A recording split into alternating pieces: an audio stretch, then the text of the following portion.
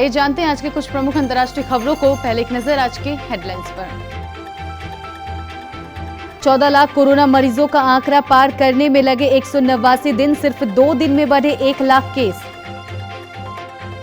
चीन पर एक और डिजिटल स्ट्राइक, भारत ने 47 और चीनी ऐप किए बैन। राजस्थान के सीएम गहलोत बोले, राज्यपाल के व्यवहार को लेकर पीएम मोदी से की बात। सबसे पहले इन शहरों के लोगों को दी जाएगी कोरोना की वैक्सीन। राम जन्मभूमि का इतिहास भी सुरक्षित रहेगा, 200 फीट की गहराई में टाइम कैप्सूल डाला जाएगा। मध्य प्रदेश के छतरपुर में दर्दनाक हादसा, 4 बच्चे समेत 8 लोगों की मौत। पड़ोसी देश से तनाव के बीच राम मंदिर पर बोला बांग्लादेश। सोना 52,000 के करीब की रिकॉर्ड ऊंचाई पर, चांदी की चमक भी बढ़ी। ऐश्वर्या और बेटी आराध्या का कोरोना का इलाज सफल, नानावती अस्पताल से डिस्चार्ज होकर पहुंची अपने घर जलसा। और आईसीसी ने शुरू की वनडे सुपर लीग, भारत में 2023 वर्ल्ड कप के लिए होगा क्वालिफिकेशन। देश में कोरोना वायरस संक्रमण का ग्राफ तेजी से बढ़ता जा रहा है। भारत में कोरोना के मामले 14 लाख के पार पहुंचने में 179 दिन लगे। हैरानी की बात यह है कि अब सिर्फ 2 दिन में करीब 1 लाख तक नए मामले आ रहे हैं। आंकड़ों के मुताबिक 25 जुलाई को देश में कोरोना संक्रमितों का आंकड़ा 13,36,861 पर था, जो कि 27 जुलाई यानी आज सोमवार को बढ़कर 14,35,453 पर पहुंच गया है। इस लिहाजा से सिर्फ 2 दिन में कोरोना के 1 लाख नए मरीज मिले हैं।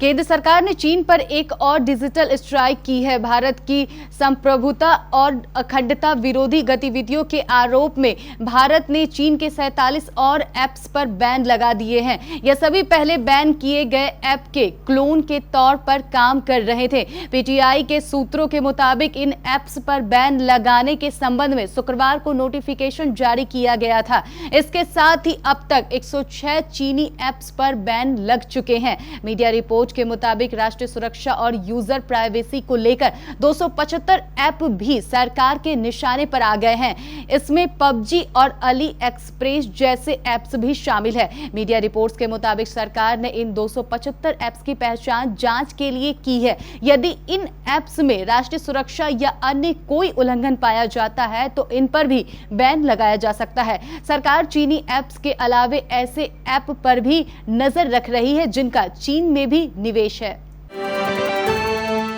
राजस्थान में जारी सियासी उठापटक को लेकर मुख्यमंत्री अशोक गहलोत ने प्रधानमंत्री नरेंद्र मोदी से बात की। गहलोत ने बताया कि उन्होंने राज्यपाल कलराज मिश्र के बारे में रविवार को पीएम मोदी से बात की और राज्यपाल के व्यवहार के बारे में अवगत करवाया। इसके अलावा अशोक गहलोत राष्ट्रपति रामनाथ कोविंद से भी बात करके उन्हें राज्य की स्थिति की जानकारी देंगे।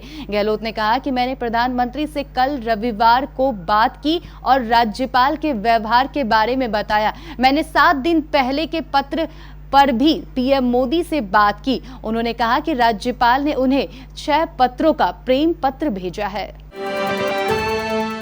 कोरोना वायरस के कारण फैली महामारी कोविड-19 की वैक्सीन को लेकर पिछले दिनों प्रधानमंत्री कार्यालय में वैज्ञानिक सलाहकार और प्रख्यात माइक्रोबायोलॉजिस्ट प्रोफेसर के विजय राघवन ने कहा कि दुनिया में कहीं भी वैक्सीन तैयार कर लिया जाए, लेकिन भारत की भूमिका को नकारा नहीं जा सकता है। उनकी यह बात काफी हद तक जायज भी है, क्योंकि पुणे सहित भारतीय company serum institute of India विश्व में सबसे ज्यादा वैक्सीन उत्पादन करने वाली कंपनियों में शुमार है। वैक्सीन की रेस में आगे चल रही ब्रिटेन की ऑक्सफोर्ड यूनिवर्सिटी और एस्ट्राजेनेका ने उत्पादन के लिए सीरम इंडिया से करार किया है। दरअसल ऑक्सफोर्ड यूनिवर्सिटी को कोरोना की वैक्सीन विकसित करने में एस्ट्राजेनेका कंपनी का सहयोग रहा है और अमेरिका की इस फार्मा कंपनी एस्ट्राजेनेका से सीरम इंस्टीट्यूट की साझेदारी हुई है। ऑक्सफोर्ड यूनिवर्सिटी द्वारा तैयार की गई वैक्सीन का उत्पादन भारत स्थित सीरम इंस्टीट्यूट में किया जाता है। सीरम इंस्टीट्यूट की ओर से भारत में बड़े पैमाने पर इस वैक्सीन की तीसरे चरण का ट्रायल किया जाना है। अयोध्या में राम मंदिर का इतिहास हजारों साल तक रहे, इसके लिए मंदिर के गर्भगृह की 200 फीट गहराई में टाइम कैप्सूल रखा जाएगा। इसमें मंदिर की पूरी डिटेल होगी ताकि भविष्य में जन्मभूमि और राम मंदिर का इतिहास देखा जा सके और कोई विवाद ना हो। श्री राम जन्मभूमि तीर्थ क्षेत्र ट्रस्ट के सदस्य कामेश्वर चौपाल ने यह जानकारी दी है। मध्य प्रदेश के छतरपुर में सोमवार को भीषण सड़क हादसा हुआ है। इस हादसे में महिला, बच्चे समेत 8 लोगों की दर्दनाक मौत हो गई। यह दर्दनाक सड़क हादसा जिले की चंद्रनगर चौकी क्षेत्र में घटित हुआ है, जिसमें 4 बच्चे, 2 महिला और 2 पुरुष की मौके पर ही मौत हो गई। वहीं इस हादसे में 3 लोग घायल भी हुए हैं, जिन्हें इलाज के लिए जिला अस्पताल लाया गया है।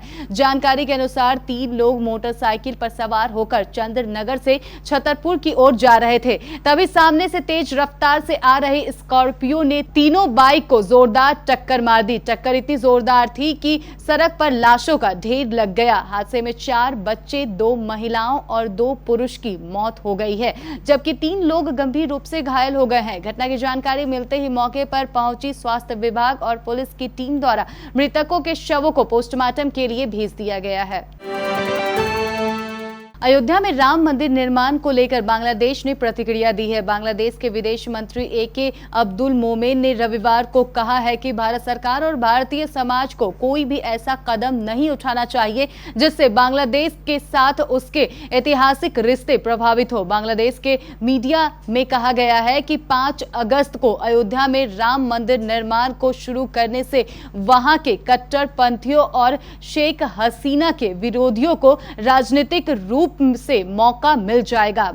बांग्लादेश के विदेश मंत्री ने पिछले सप्ताह पाकिस्तान के प्रधानमंत्री इमरान खान से शेख हसीना की मुलाकात का भी बचाव किया और कहा कि बातचीत में कुछ भी असामान्य नहीं था।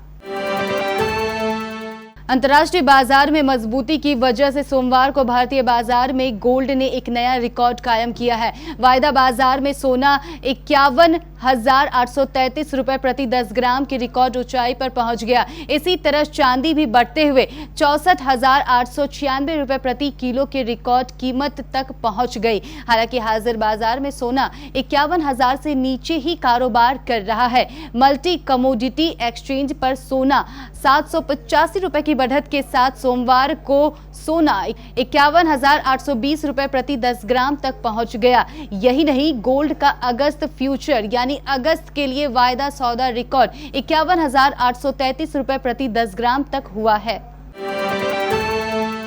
बॉलीवुड अभिनेत्री ऐश्वर्या राय बच्चन और उनकी 8 साल की बेटी आराध्या बच्चन कोरोना का सफल इलाज कराकर अस्पताल से डिस्चार्ज हो गई हैं। ऐश्वर्या और आराध्या दोनों ही मुंबई के नानावती अस्पताल से डिस्चार्ज होकर अपने घर जलसा पहुंच गई हैं। काफी दिनों के बाद बच्चन परिवार से अच्छी खबर सामने आई है। हालांकि अभी तक ये साफ नहीं है कि अमिताभ बच्चन और अभिषेक बच्चन कब अस्पताल से डिस्चार्ज होंगे।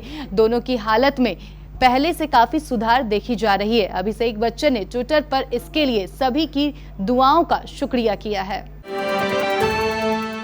अंतर्राष्ट्रीय क्रिकेट परिषद ने सोमवार को वनडे सुपर लीग शुरू की है, जो भारत में 2023 में होने वाले वर्ल्ड कप का क्वालिफायर है। इसका लक्ष्य 50 ओवर के प्रारूप को अधिक प्रासंगिक बनाना है। आईसीसी ने कहा कि मेजबान भारत और सुपर लीग में शीर्ष पर रहने वाली अपनी 7 टीमें सीधे वर्ल्ड कप के लिए क्वालिफाई करेगी। सुपर लीग की शुरुआत वर्ल्ड चैंपियन इंग्लैंड और आयरलैंड के बीच सीरीज के साथ होगी। दोनों देशों के बीच वनडे सीरीज साउथहैम्पटन में 30 जुलाई से खेली जाएगी। बाकी कार्यक्रम बाद में घोषित किया जाएगा।